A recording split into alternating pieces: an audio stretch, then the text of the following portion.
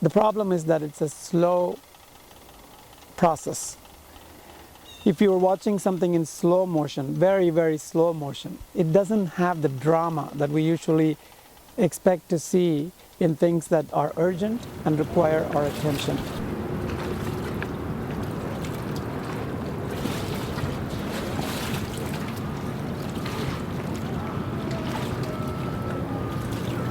We're seeing increased amount of extreme weather. We're already starting to see drought. We experienced a serious drought last year, and we see urban heat island effects increase. We are in fact seeing the sea level rise as well. We're starting to see water coming into some of our low-lying areas right by the coast. So those are some signs that we see already. My name is Kannan Thiruvengadain. I live in East Boston in the Jeffreys Point neighborhood. I'm working on a few different projects. The organizations are JP Greenhouse, Eastie Farm, and NOAA, Neighborhood of Affordable Housing, where I do flood resiliency. Climate change, so novel, so new as a challenge that humanity has faced. We don't understand it that well. And the fact that it's moving very, very slowly is not helping. It's a global process. It's also abstract in some people's mind in the way it's communicated. So people find it hard to relate to it. Sea level rise is a very imminent issue for East Boston because it is a neighborhood in the ocean. It's a coastal neighborhood with lots of low-lying areas. In 2030, we're expecting 9 inches of sea level rise, and given that most of Boston is only about a foot above the sea level, that amount of sea level rise is probably enough for king tides and other kinds of storm surges to affect East Boston very soon. We realize in looking at that if we don't come together as a community, we will not be able to achieve the kind of resiliency we need to face some unpredictable issues.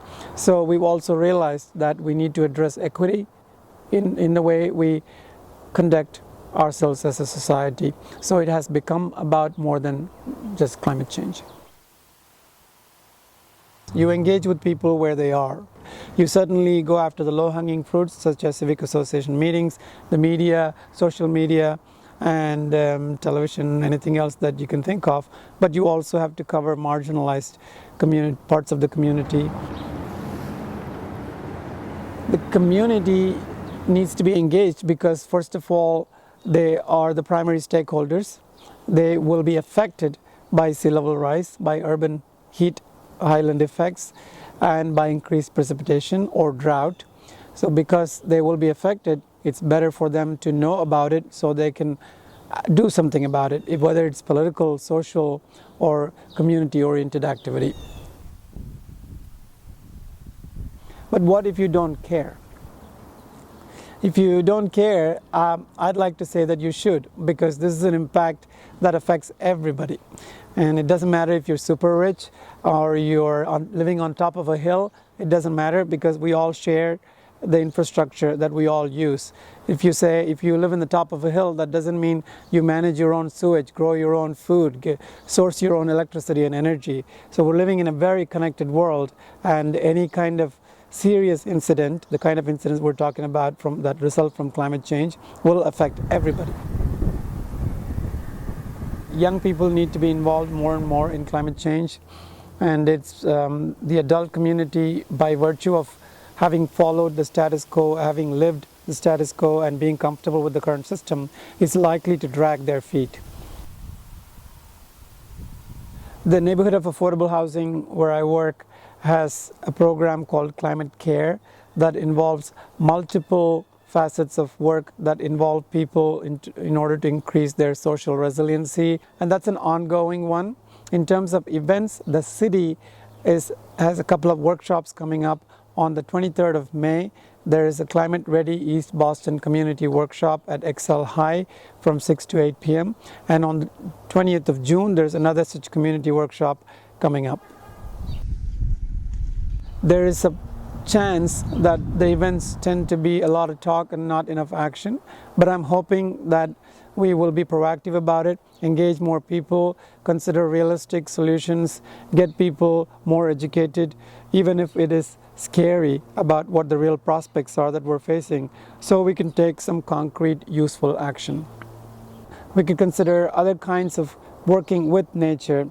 For example, creating a community space like this, which is helpful for people to come in and make music or make art, grow food, have flowers, just have open space that is proven and studies have shown to have positive impact on people's mental and physical health.